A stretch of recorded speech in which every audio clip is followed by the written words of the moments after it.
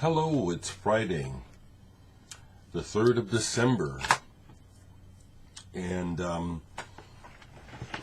I checked and I don't see any information that says it's Bandcamp Friday anymore, like they were doing for COVID. It's over. But anyway, I'm still releasing today on Bandcamp my new live EP. I'll call it that because it's not long enough to be called an album. And I'm also going to share with you another clip from the show. The whole show is online already from Essential Fest, but I'm going to embed it here. Maybe more of you will watch it, since I know that the majority of people watch to hear me speak. But I'm sharing the song Okay.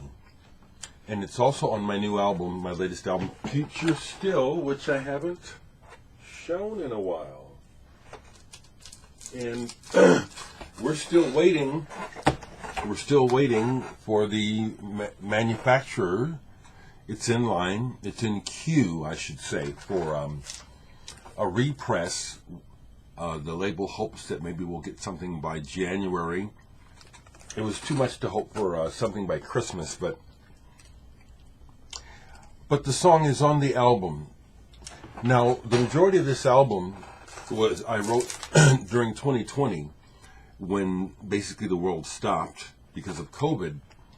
But Okay, which is on the album, was from a couple of years earlier, and it's one that I feel strongly about. I really loved the music, and it gives me a lift. So I'm gonna put the video in right here. This one is called Okay, because when I play it, I feel okay. I want you to feel okay.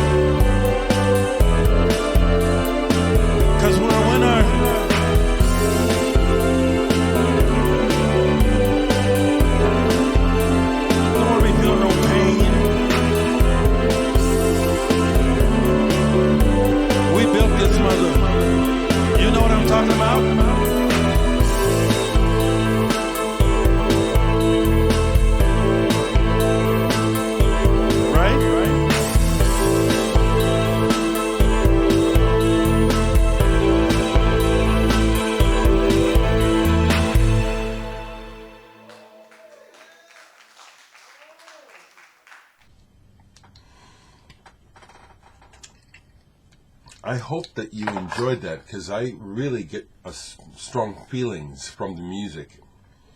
There are people who have the opinion that say that there's no emotion in electronic music, which is just bullshit.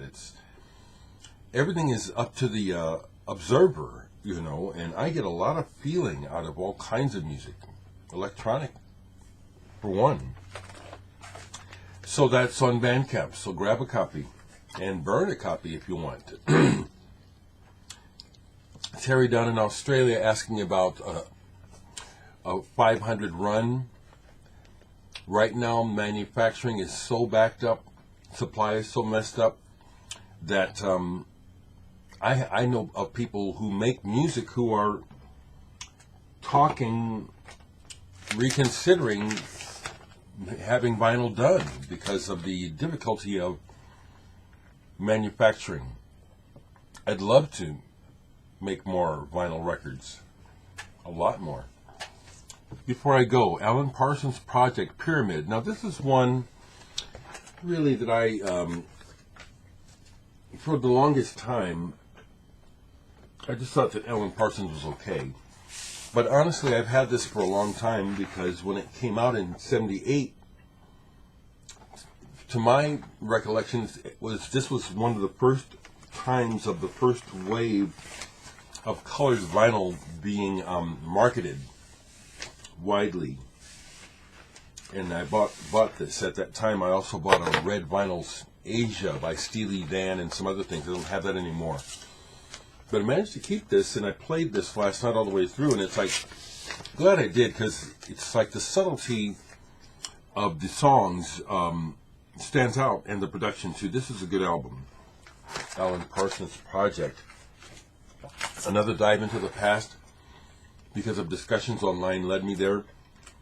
July, the band members who became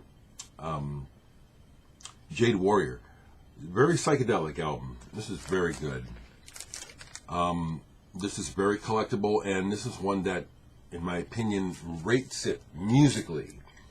This very much captures the end of the 60s. This is very good. Very good.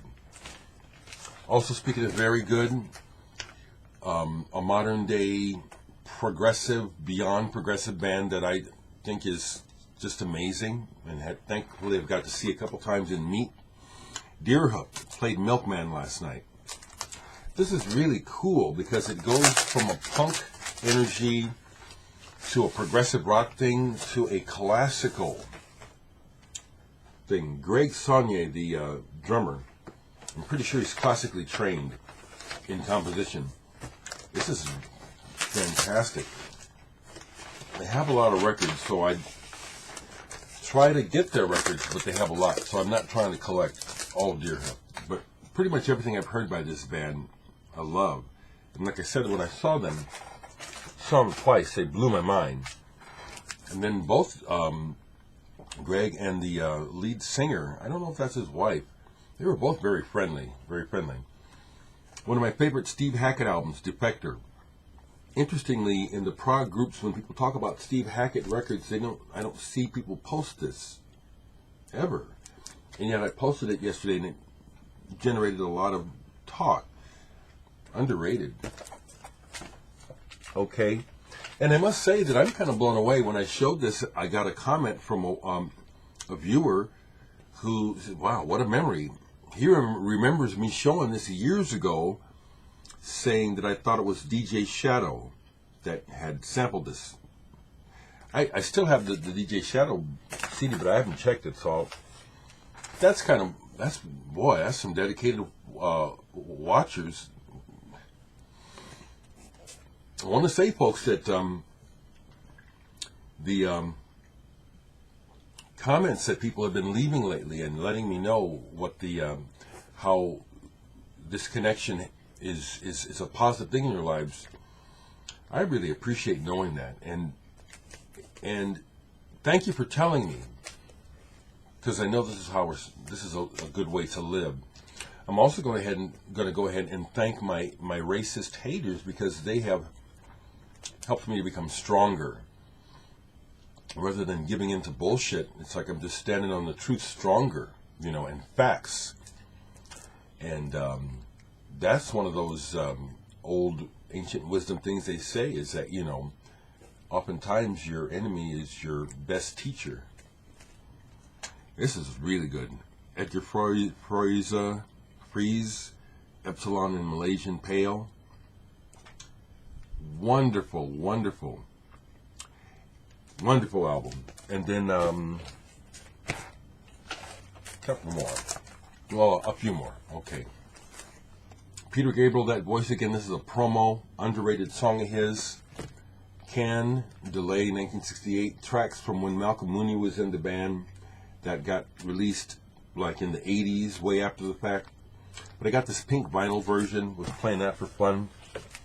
And then, do you all know about Dick Hyman, pianist, keyboardist, who jumped on synthesizers way early, like Wendy Carlos? And this album goes back to '69, the age of Electronicus, where he was, you know, doing kind of kitschy versions of popular songs. But what's interesting on this album is he does James Brown's "Give It Up, Turn It Loose," and it's predicting the future. It's really good. It's not goofy. It's supposed to be goofy, but it ends up being, oh shit, this is what it sounds like now. Okay. So, let me go and edit this video and get the other video in it. And let me know what you think of that music. Have a good weekend.